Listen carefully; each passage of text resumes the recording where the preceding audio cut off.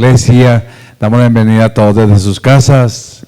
Estamos en un propósito del Señor, en bendición para su gloria. Pero precisamente Dios nos permite pasar por diferentes circunstancias para valorar, para aprender y para desarrollarnos. Hemos pasado por una situación muy difícil, pero aquí estamos en pie para la gloria de Dios. Y precisamente en esos tiempos de meditación, en esos tiempos de entrega, en esos tiempos de confrontación, Dios nos revela muchas cosas. Y eso es lo más lindo de todo esto. Precisamente quiero compartir con ustedes todas esas revelaciones que Dios ha permitido tener acerca de lo que es el sufrimiento, el dolor, la afectación, etcétera. Y precisamente quiero comenzar una serie que se llama Comprendiendo el dolor causado. ¡Wow! ¡Qué palabra! Comprendiendo el dolor causado. Padre, nos toca comprender. Y a veces pensamos que nosotros no sufrimos. ¿Cuántos sufren? El Señor nos prometió. El Señor nos prometió de una o de otra manera. Cada uno en su historia, cada uno en su vida, cada uno en su experiencia y sobre todo, cada uno en su experiencia con Dios. Y precisamente en esa serie quiero comenzar con la primera parte, que era ¿por qué? Es una pregunta, y le quiero decir a ustedes, inclusive hay muchas preguntas de ahí, si hay un Dios, entonces ¿por qué permite el sufrimiento? ¿Se acuerda de todos esos conceptos? Pero la pregunta es, ¿por qué un Dios de paz? ¿Por qué un Dios de paz permite el sufrimiento? Y si leemos en Job, ¿se acuerdan Job? Allá en Job 1, no voy a hablar de Job totalmente, voy a hablar en general de lo que es el sufrimiento y por qué Dios lo permite. Un Dios bueno. ¿Cuántos saben que Dios es amor? ¿Cuántos saben que Dios nos da paz? Él lo dijo, mi paz os dejo. Yo no la doy como el mundo la da. Pero entonces, ¿por qué a veces sufrimos? Bueno, gloria a Dios. Por eso es que estoy aquí en pie, para poder hablarles con la autoridad del Señor. Por eso dice en Job 1, del 1 al 12, que leímos al principio, hubo un hombre en la tierra de Uz llamado Job. Aquel hombre era intachable. Mire cómo era. ¿Era qué? Intachable, recto, temeroso de Dios y apartado del mal. ¡Wow! ¿Cuántos somos así? ¿Cuántos son intachables? ¿Cuántos de ustedes son rectos delante del Señor? ¿O cuántos somos temerosos de Dios y apartados del mal? Totalmente. Mire qué característica de Job, tremendo. Pero sigamos. Le nacieron 7 hijos y 3 hijas. Su hacienda era de 7,000 ovejas, 3,000 camellos, 500 yuntas de bueyes, 500 asnas y muchísima servidumbre. O sea, era un hombre súper rico,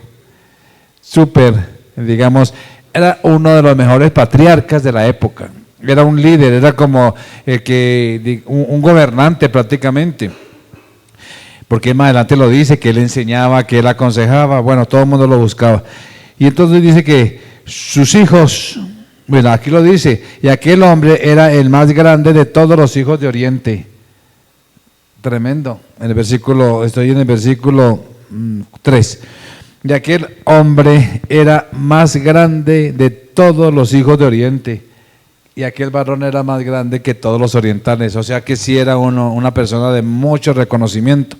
Sus hijos acostumbraban a ir y hacer un banquete en la casa de cada uno por turno, e invitaban a sus 3 hermanas para comer y beber con ellos.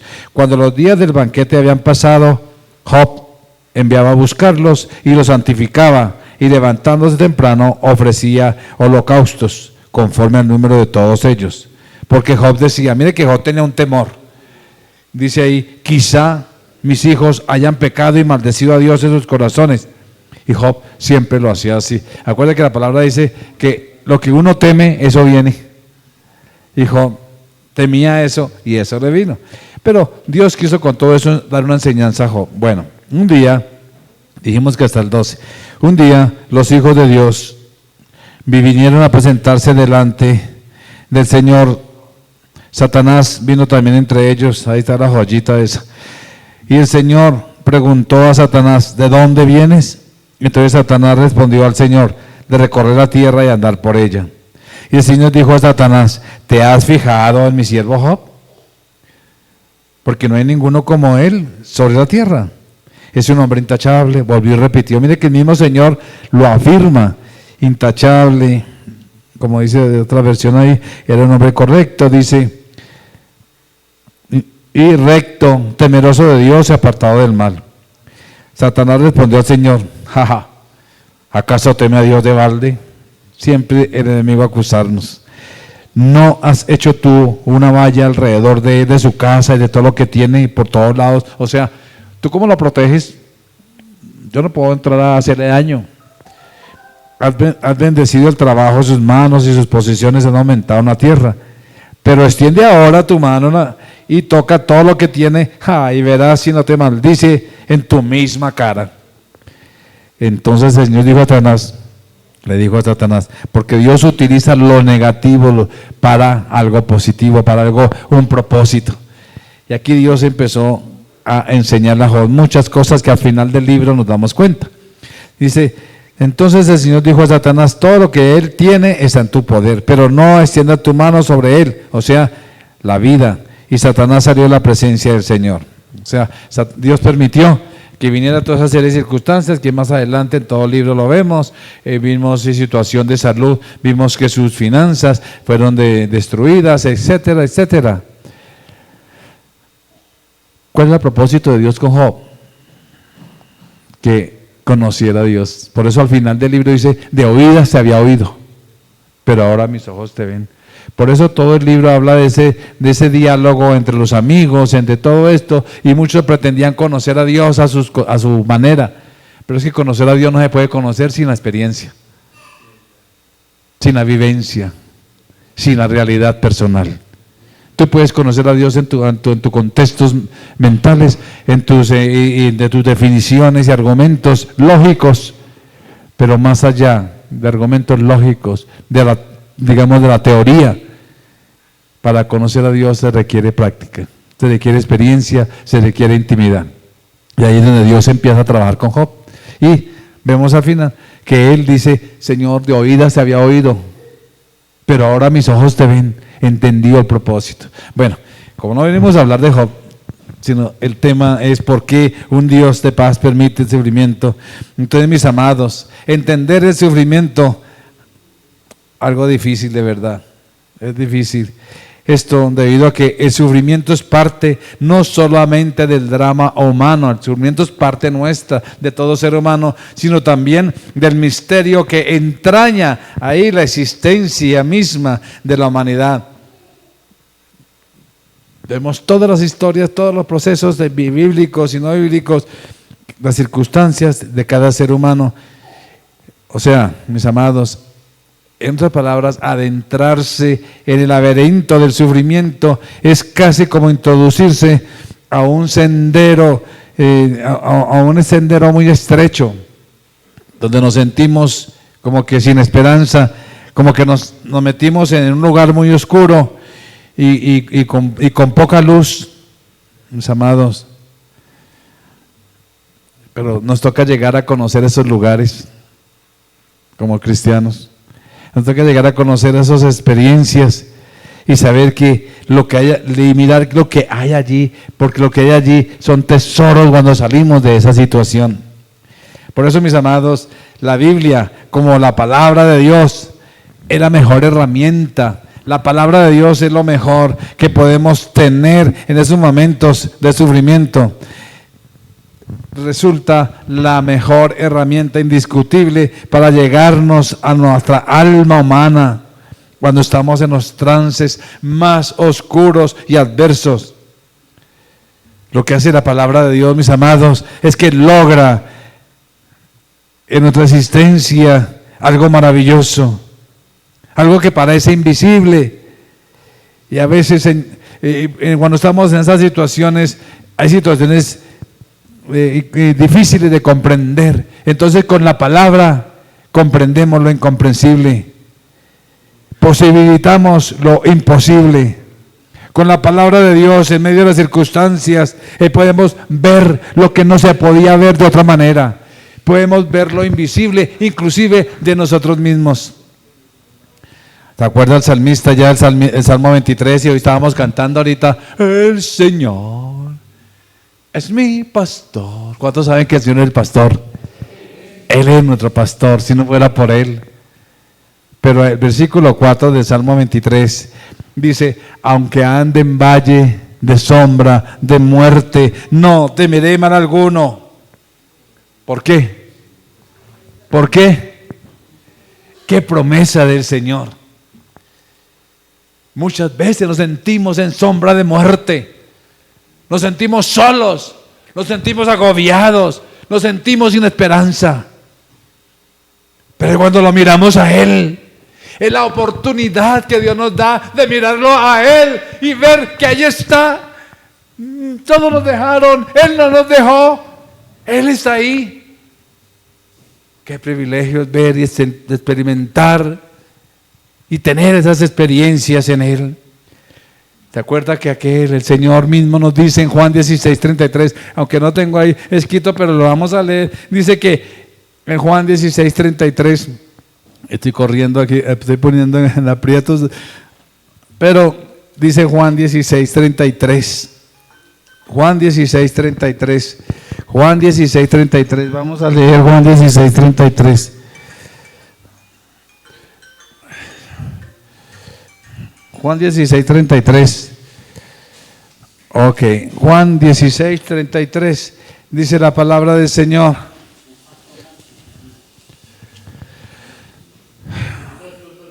Estas cosas les he hablado. Estas cosas les he hablado, gracias, para que en mí tengáis paz. En el mundo tendréis ¿qué? En el mundo, Jesús lo prometió, tendréis aflicción, pero confiad, yo he vencido al mundo. Entonces, mis amados, con la singular, con la preciosa ayuda de la palabra de Dios, haremos enfoque sobre el dolor. Vamos a trabajar, a hablar mucho estos domingos sobre la importancia de la palabra de Dios en el sufrimiento, desde diversos ángulos que nos ha pasado a nosotros. Y las preguntas, porque vamos a predicar, voy a predicar sobre preguntas. La primera pregunta que estoy haciendo es: ¿por qué un Dios bueno, un Dios de paz permite ese sufrimiento? Lo que estamos hablando hoy. Entonces, mis amados, es necesario saber que sí podemos salir adelante en medio de las tantas circunstancias, porque tenemos las herramientas adecuadas dadas por el Señor. Aleluya.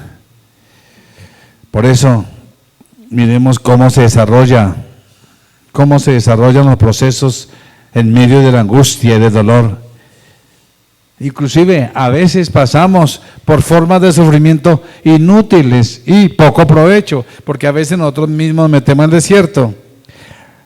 Pero cuando comprendemos el propósito de Dios en medio de todas esas circunstancias, vamos a entender la realidad de lo que Dios quiere. Entonces, mis amados, por eso es importante entender esta realidad, que Dios nos ilumine nuestro corazón y nos dé discernimiento para entender qué Dios quiere en medio de las situaciones que vivimos. El anhelo mío es que usted pueda superar lo que no ha podido hasta ahora superar, que pueda ayudar y asistir con sabiduría a otros que están también atrapados muchas veces en el sufrimiento, y que podamos ver en la palabra de Dios y lo que se esconde e interpretar correctamente esa misteriosa palabra que se llama sufrimiento. En otras palabras, comprender el sufrimiento. Entonces, ¿por qué un Dios bueno permite el sufrimiento? ¿Por qué Dios lo permite? Tremenda palabra. Bueno, hace 4,000 años, más o menos, promedio, una víctima y tuvo problemas serios y dramáticos, reveses personales, familiares y económicos. Y esa víctima le lanzó a Dios una pregunta que muchas veces nos hacemos nosotros cuando estamos pasando por situaciones difíciles. No tenía para dónde mirar, los amigos lo señalaban, la gente lo acusaba, porque es lo que hace el ser humano por naturaleza, acusar y señalar. Pero mira lo que dice aquí en Job 10, 2 al 4, ¿ya saben de qué estoy hablando? Eso hace más de 4.000 años este hombre. Pero ¿sabe cuál es el problema? Que lo que él dijo ahí sigue a través de toda la historia de las sociedades y de las generaciones.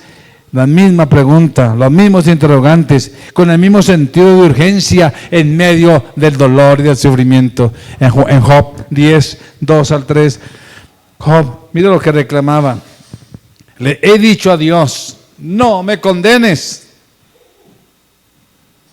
Dime, ¿qué es lo que tienes contra mí?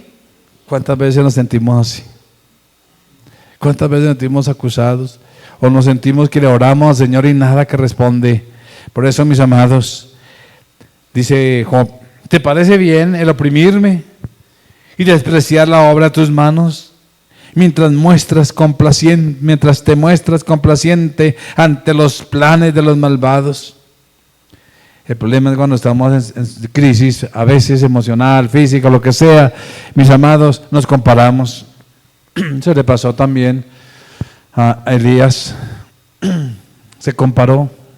¿No soy yo mejor que mis padres? Las crisis vienen a todo ser humano. Y si vemos a los grandes hombres de la fe, también pasaron por crisis, por depresiones y por situaciones conflictivas. Entonces, mis amados, es evidente que el dolor nos pone en conflicto con lo divino. Y estando en medio del sufrimiento, ¿qué es lo primero que hacemos? Estando en medio del sufrimiento, lo primero que hacemos es cuestionar a Dios. Así es nuestra naturaleza. ¿Por qué, Señor? ¿Por qué a mí? ¿Por qué? Y uno empieza a enfrentarse como si Él manejara, como si Él se deleitara viéndonos sufrir. O como si Él tuviera como cierta morbosidad diciendo, ja, ja, ja, ja, así lo quería ver. Ja, ja, ja. No, ese no es Dios. Por eso, mis amados, lo que pasa es que Dios permite muchas cosas a nosotros para que nos sucedan y ya vamos a ver por qué. Mis amados, el problema con nosotros es que cuando preguntamos a Dios y cuestionamos a Dios, nos lleva a contender y preguntar esas situaciones porque estamos resentidos, porque estamos confusos, porque no vemos con claridad y ya como que no nos levantamos. ¿Sabe qué es lo triste en todo esto? Que muchos estén en la mano para levantar, pero otros tienen el pie para pisotear. Y en ese conflicto es que estamos. Por eso, mis amados, tratemos de legitimar esa pregunta. ¿Por qué Dios permite? Y no por rebeldía, sino para la claridad de Dios, que nos ayude a entenderlo. Entonces, la primera respuesta a esa pregunta, ¿por qué un Dios bueno permite el sufrimiento? ¿Por qué Dios de paz permite el sufrimiento? La primera respuesta sería, primero, para despertar nuestras conciencias y poder evaluar el rumbo de nuestra vida. ¡Wow! Eso sí que me tocó entenderlo. Para despertar nuestras conciencias. A veces no somos conscientes de cómo está nuestra relación con Dios. A veces no somos conscientes de que hemos descuidado nuestra comunión con Dios. Hasta que permite ciertas cosas, ahí sí vamos donde el Señor. Entonces, hay un suceso en la Biblia que nos ayuda a comprender esta afirmación. Se trata de un muchacho, de un joven, que vio ahí todo, entonces se dejó convencer por las amistades, o sea, como le dijera, ¿usted todavía está con su papá? ¿Usted todavía está esclavo allá con su papá? No, Y entonces empezó a recibir consejos. No, pues hombre, usted tiene plata, pida la herencia y va y la disfruta. ¿Qué hace ahí enganchado? Le dicen bombril. Ahí. Y entonces este joven se dejó influenciar y todas esas situaciones y empezó a tomar decisiones apresuradas, con demasiada anticipación. Entonces saltó por el trampolín de las decisiones mezquinas y orgullosas. Sus decisiones sin consultar a Dios, decisiones apresuradas, decisiones por presión. A veces nosotros tenemos decisiones por presión también. Bueno, sí, voy a tomar esa, no, pero por presión. Entonces, esas decisiones fueron catapultando su vida por las circunstancias que lo llevaron a una soledad muy triste. Lo llevaron a una situación muy adversa, pero lo peor, lo llevaron al fracaso. A un fracaso que ya estaba cantado. Se fue a disfrutar todo lo que le dieron de herencia con los amigotes. Entonces, vemos allá en Lucas 15, 13 al 20. Esta historia que todos conocemos, que Jesús nos lo dio, ¿se acuerda? El hijo pródigo. Entonces, esa situación que él vivió allá, lo condujo a un despertar de su conciencia. Recuerde que la primera cosa por la cual Dios permite, o ese Dios bueno permite el sufrimiento, es para despertar conciencias y poder evaluar.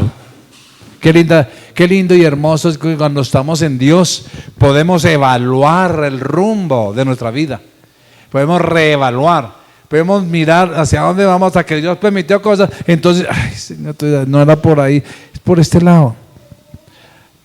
Y este hombre pudo despertar su conciencia y evaluar sus motivos, evaluar sus decisiones, ahora sí, sus buenas decisiones y su rumbo de conducta, saber para dónde iba. Miremos Lucas 15, 13 al 20, dice el texto. Poco después el hijo menor juntó todo lo que tenía y se fue a un país lejano. Allí vivió desenfrenadamente y derrochó su herencia. Cuando ya lo había gastado todo, sobrevino una escasez en la región.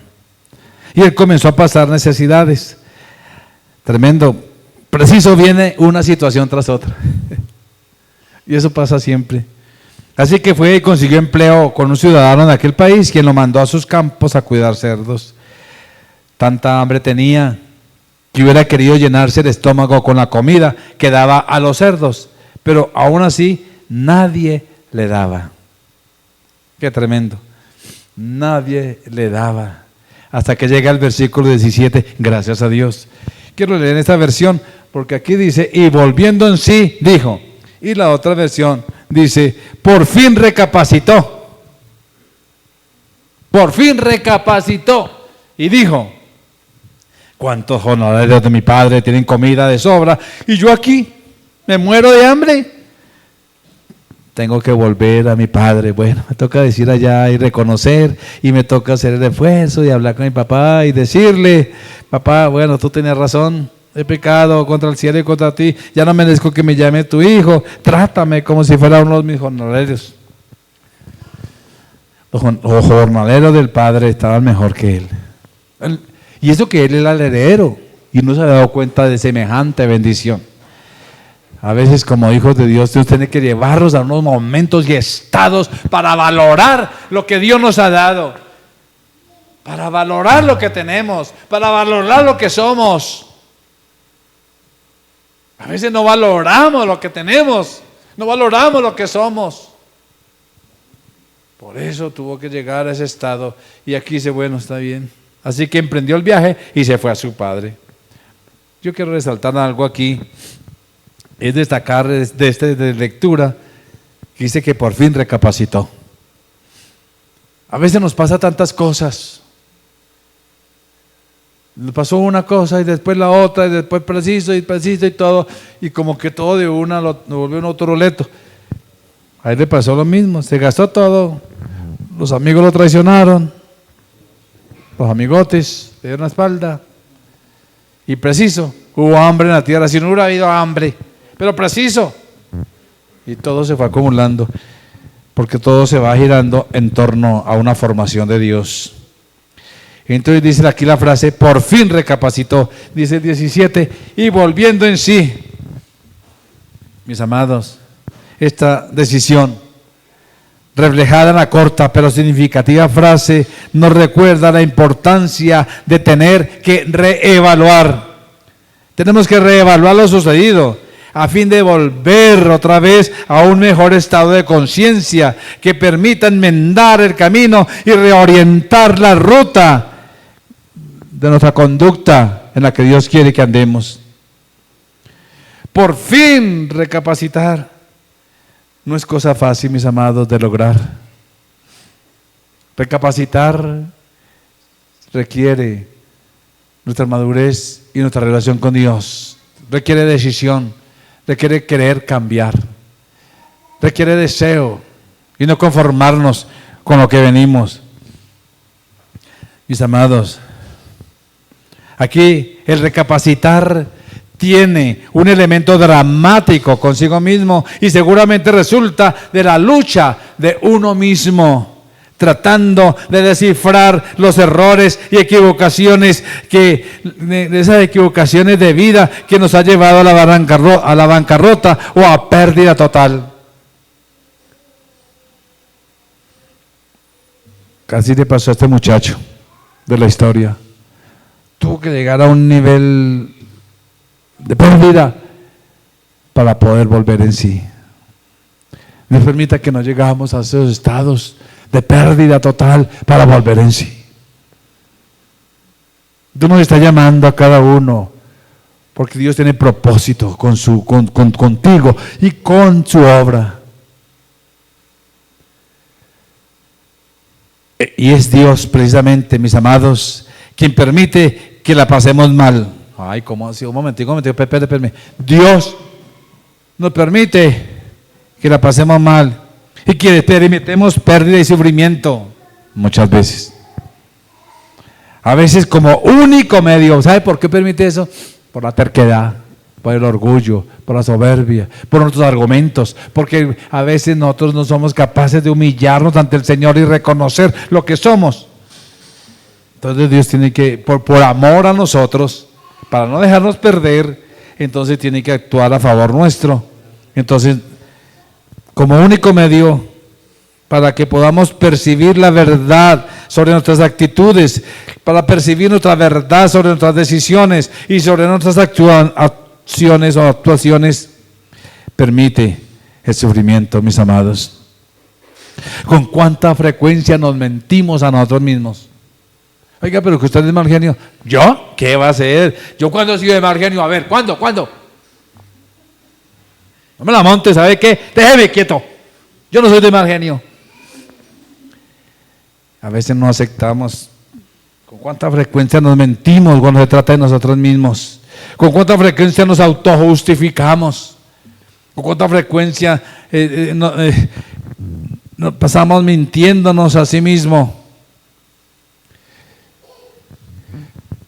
Mis amados, con cuánta regularidad abrazamos interpretaciones y versiones erróneas acerca de quiénes somos. Versiones acerca de cómo somos nosotros mismos y qué hacemos. Este joven del relato tuvo que desenredar la madeja de sus ideas erróneas.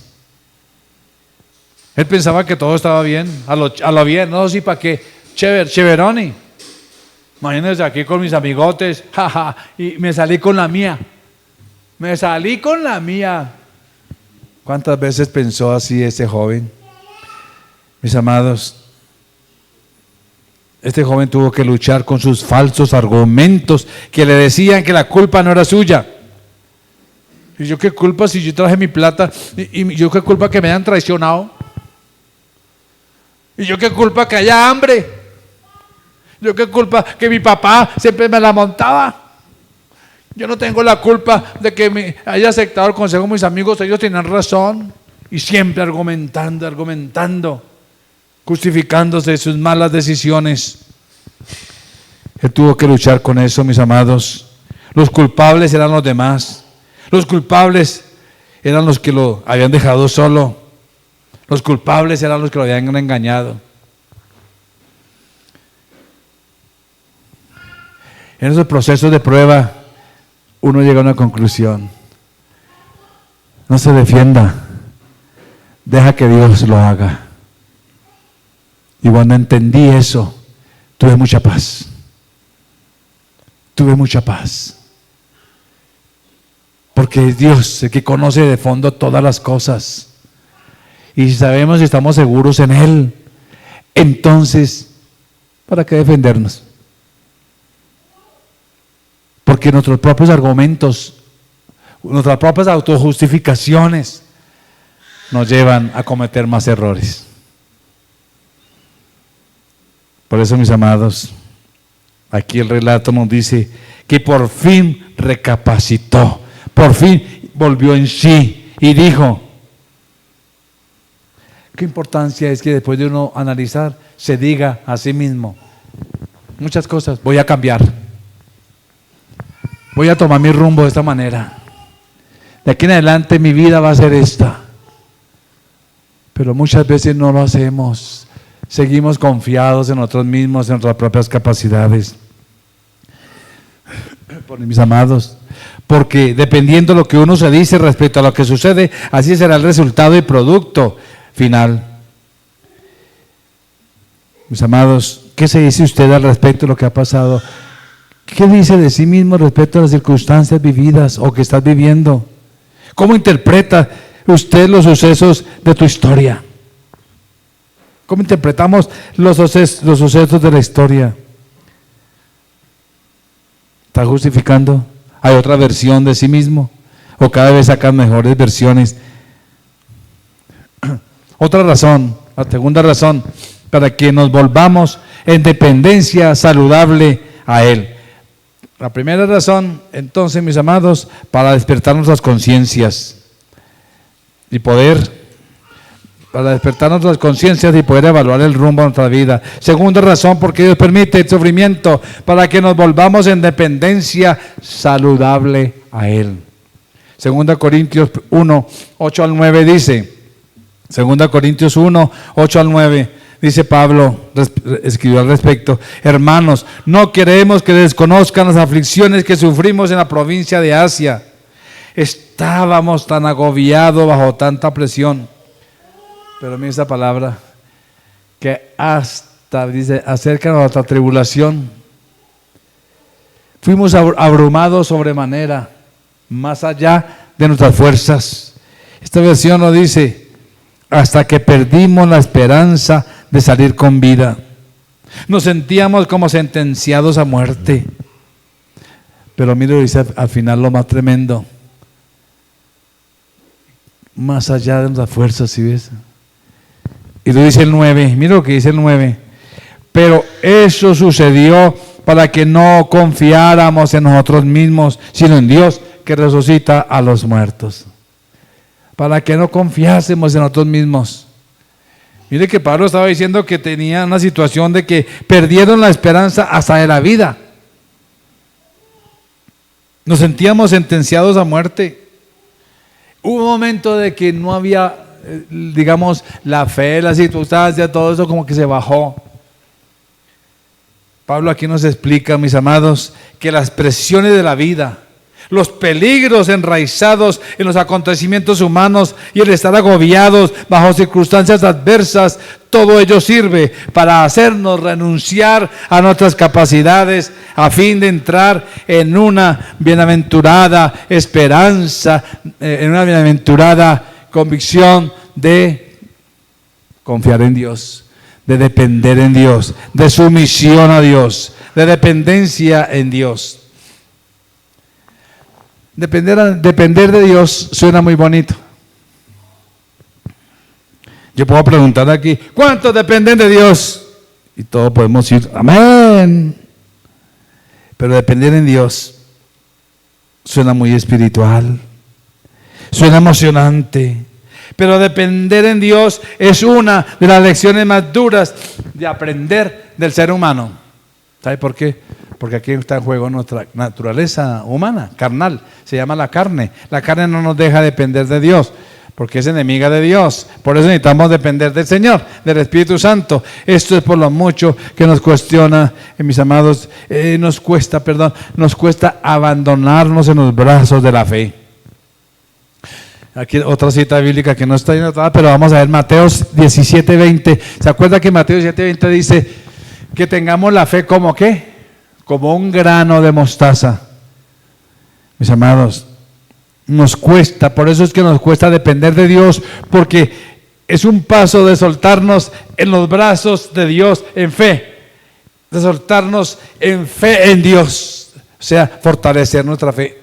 Y por eso Jesús dice, porque digo que si tú eres fe como un grano de mostaza. Muchas veces toman este versículo como que la fe tiene que ser tan pequeñita y así diminuta para que crezcamos. No, ese no es el enfoque. El enfoque del grano de mostaza, así rápidamente, 3 cosas. El grano de mostaza, primero que todo, el grano de mostaza tiene la capacidad de crecer. Por eso habla de como un grano de mostaza. Es la comparación al grano de mostaza. No es por lo diminuto, aunque sí es una de las semillas más pequeñas. Y crece de la más grande de las hortalizas. Pero más allá de eso, Jesús nos enseña que tengamos que presente el grano de mostaza. Primero, el grano de mostaza tiene la capacidad de crecer. La fe, asimismo, crecer. Y todos tenemos la capacidad de crecer en la fe. Segundo, la característica del grano de mostaza es que esa semilla es la más fuerte que existe y no se quiebra cuando se pisotea, no se destruye con el fuego. ¡Wow! Esa semilla cuando se quema no se destruye, es irresistible, es muy resistente. Ese es el grano de fe, esa es la fe que Dios quiere, una fe que nos sostenga en medio de las circunstancias. Aquí estamos porque Él lo dijo, por eso la palabra es tan importante. Y la tercera característica de la mostaza es que esta semilla no se mezcla con ninguna otra. Aún si la manipula un científico, no se puede mezclar esta semilla de mostaza. La mostaza no se puede mezclar. ¡Wow! La fe tuya no la puedes mezclar con otras cosas, con la fe en el ser humano. No la puedes mezclar con la fe en otras circunstancias o en otras promesas. Tu fe debe estar puesta en una fe que no se mezcla. Tu fe está puesta en Dios. Bueno. Entonces, mis amados, tenemos que pasar por situaciones de verdad desagradables. Ahí se desarrolla precisamente nuestra fe, para que podamos ver a Dios y encontrar sus cuidados, encontrar su protección, encontrar su guía, encontrar su dirección. Qué lindo y hermoso es cuando aprendemos a descansar en Dios. Siempre está allí el Señor a nuestra disposición, pero que por lo corto y torpe de nuestro discernimiento nos cuesta ver y apreciar. Entonces, mis amados, démonos cuenta que es un acto de bondad de parte de Dios el permitir ciertas dosis de sufrimiento en aras de que nos volvamos en dependencia a Él. El propósito, que dependamos de Dios, dependamos del Señor. Aleluya. No porque Dios lo necesite para sí mismo, sino más bien Él está pensando en nuestro bien, está pensando en nuestra seguridad, está pensando en nuestra bendición. ¿Se acuerda que por ahí Romanos 8:28 dice, todas las cosas les ayudan bien a quienes? ¿Sí ves? Ahí está nuestra convicción. Bueno, el tercer aspecto de por qué Dios permite, ese Dios bueno permite que suframos. Además de volvernos en dependencia de Él, y además de nuestra conciencia, despertar nuestra conciencia, el tercer aspecto es conducirnos a la confesión de nuestras faltas. ¿Para qué? Para perdón y liberación. A veces nosotros no confesamos con Dios, no confesamos bien las cosas al Señor. Y nos conformamos y pensamos que tenemos una relación con Dios. Y a veces vivimos una vida religiosa con Dios. Dios quiere depurar nuestro corazón. Dios quiere limpiar nuestra vida. Dios quiere hacer algo por nosotros y para nosotros, para liberarnos, para actuar en bendición en Él. Por eso, mis amados, el pecado no confesado, el pecado no resuelto, o a medias, a veces se resuelve a medias, es causa primordial de fracasos y de tragedias. Por esta razón, Dios nos impulsa a pasar por la dificultad o por la difícil situación de tener que humillarnos, de tener que aceptar delante de Él nuestras faltas y pecados. ¿Se acuerdan allá del Salmo 32, versículo 3 al 7? Salmo 32, versículo 3 al 7 dice: mientras callé. ¿Sabe qué le pasó a David aquí en ese salmo? ¿Por qué sacó ese salmo? Cuando David pecó, todo adulterio, y fuera de tener adulterio, mató al esposo de la mujer con la cual tuvo adulterio para que nadie se enterara. Ay, tan bueno David, cogió a la mujer porque el esposo lo mataron por allá en la guerra. Y el pecado más grande es que él cayó. Nadie sabía, muy pocos sabían. Pero hasta que Dios tuvo que mandar el profeta. Pero David también sabía que tenía que sacar del corazón. Y por eso dice, mientras callé, ¿qué le pasó? ¿Sí ve? Se sentía por dentro como que ya se estaba muriendo. Se envejecieron mis huesos en mi gemir todo el día. Mi fuerza se fue debilitando como el calor del verano.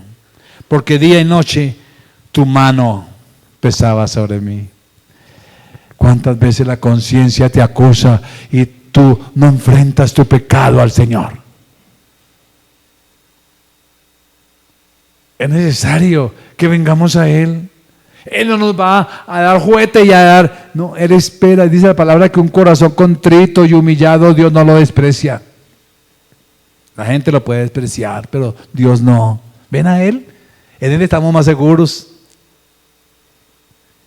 Él no está esperando que peque para el coscorrón. Así no se hace. No. Él lo que está esperando es que usted reconozca sus propios pecados ante Él, errores ante Él, que solamente Dios y cada uno sabemos. Por eso dice, porque de día y de noche tu mano pesaba sobre mí, pero te confesé. ¡Wow! Hasta que lo logré. Confesé mi pecado y te oculté. Y no oculté mi maldad. Dije, voy a confesar mis transgresiones al Señor, y tú perdonaste la maldad de mi pecado. Aleluya. Mis amados, como puede notarse en este pasaje, la confesión de arrepentimiento conduce a la liberación. Hasta ahí fue libre David. Aunque pecó tan terriblemente, Dios lo restauró, lo afirmó e hizo de él su amigo. Lo afirmó en su trono. Por eso, mis amados, no es fácil llegar a este punto. Y como por lo general nosotros llegamos a este momento, casi nunca llegamos a este momento de confesar sinceramente a Dios nuestras faltas por escogencia propia.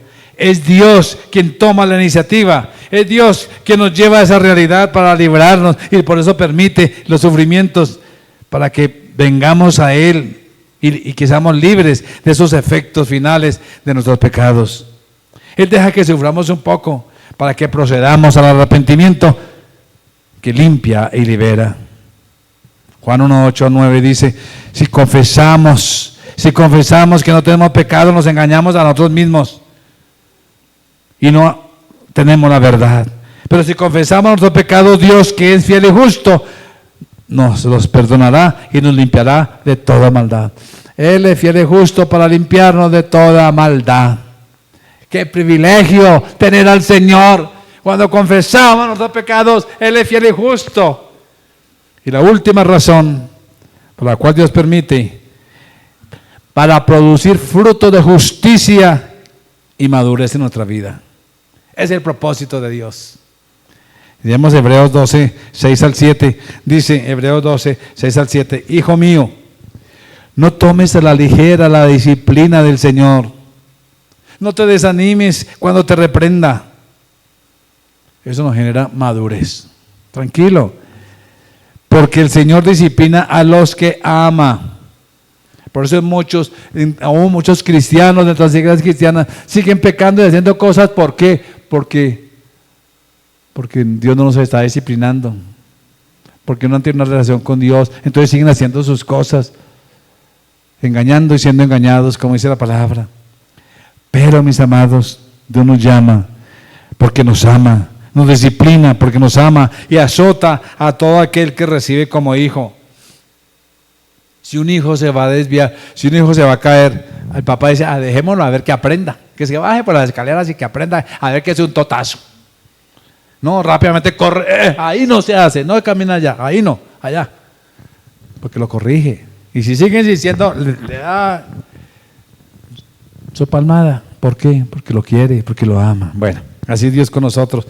No, lo que soportan es para su disciplina, pues Dios lo está tratando como a hijos. ¿Y qué hijo hay a quien su padre no disciplina?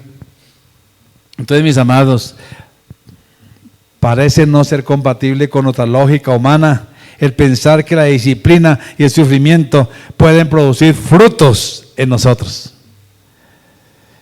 Pero aunque no lo creamos, es verdad, mis amados. Esa disciplina tiene que ver con cosas y situaciones que nos afligen, que Dios ordena en nuestra vida. Circunstancias que ninguno promovería o ninguno provocaría en el propio escenario de su vida. Pero Dios, con su pericia, sabiduría, nos lleva y nos da fruto de justicia, nos da fruto de madurez.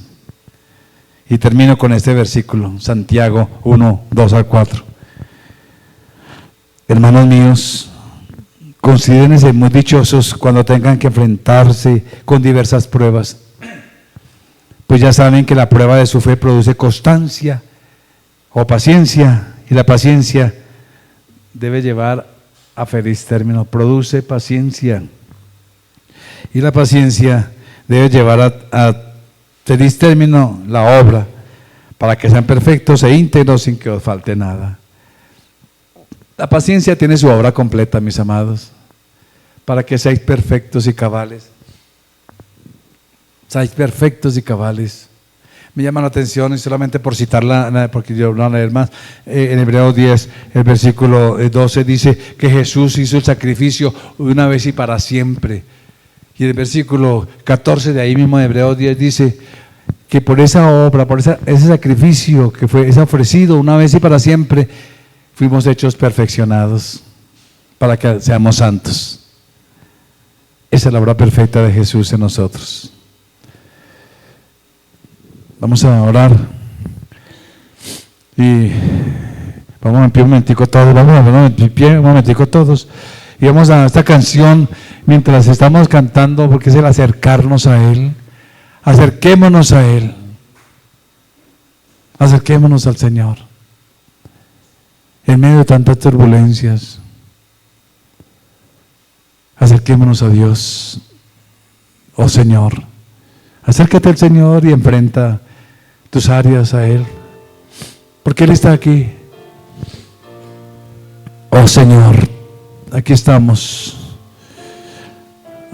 delante de ti, Señor,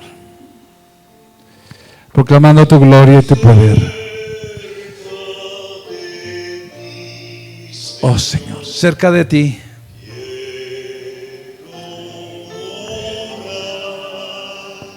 Ayúdanos, Señor.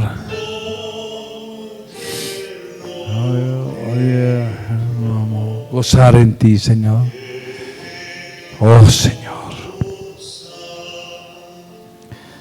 solo tu gracia.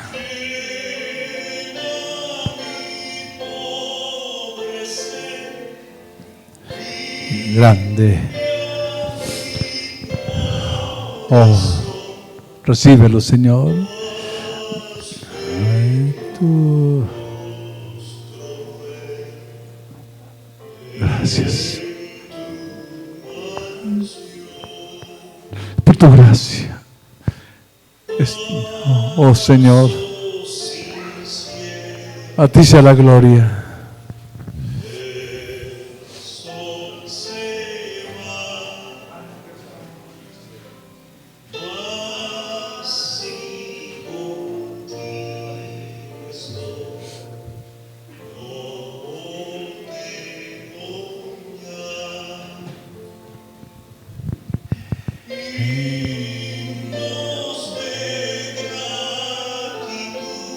Señor.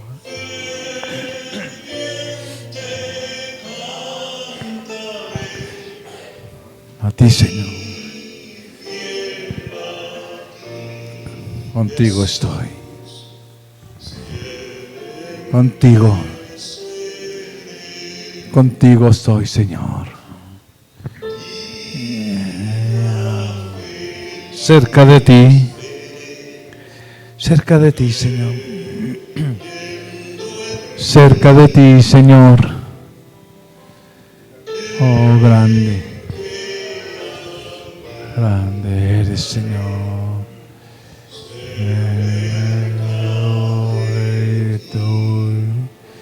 Toda la gloria para ti, Señor.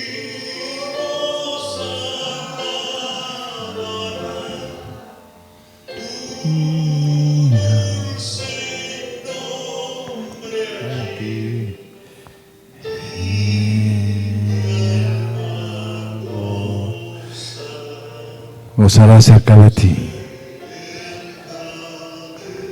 Cerca de ti, Señor. Aleluya, Señor.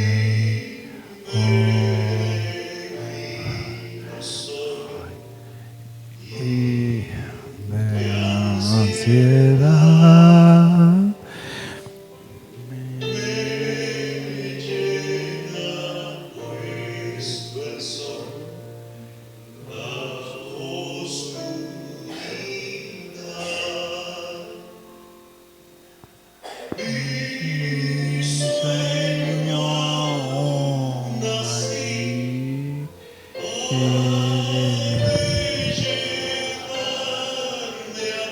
todo me lleva a ti, Señor.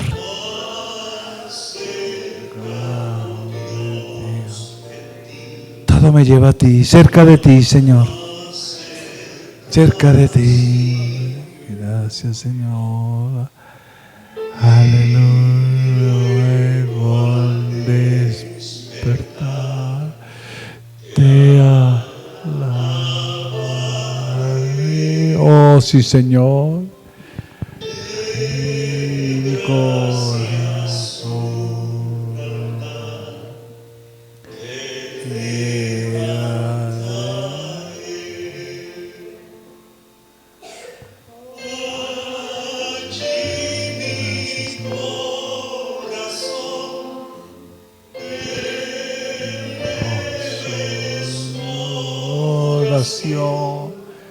Mi corazón está ante ti.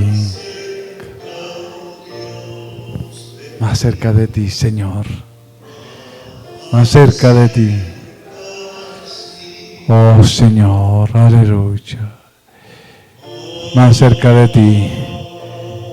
Más cerca de ti, Señor. Más cerca de ti, oh Dios. Te adoramos. Dile al Señor. Todo me lleva a ti. Aquí estoy, Señor. Mis problemas, mis dificultades, mis luchas, mis aflicciones, mis temores y mis miedos. Todo me lleva a ti, Señor. Y aquí vengo reconociendo, te necesito. Ayúdame, Señor, a avanzar. Porque todo tiene propósito. Y por eso estoy cerca a ti, Señor. Gracias, Dios. Gracias, Dios, por tomarme de tu mano y por decirme, no temas, yo estoy contigo. Yo te ayudaré. Te sostendré con mi mano derecha. Avanza triunfante y victorioso en medio de cualquier situación, porque yo voy contigo. Amén, Señor, lo creo. Lo creemos en Cristo Jesús. Amén. Que el Señor continúe bendiciendo a cada uno. Tenga una semana victoriosa en Cristo Jesús. Amén.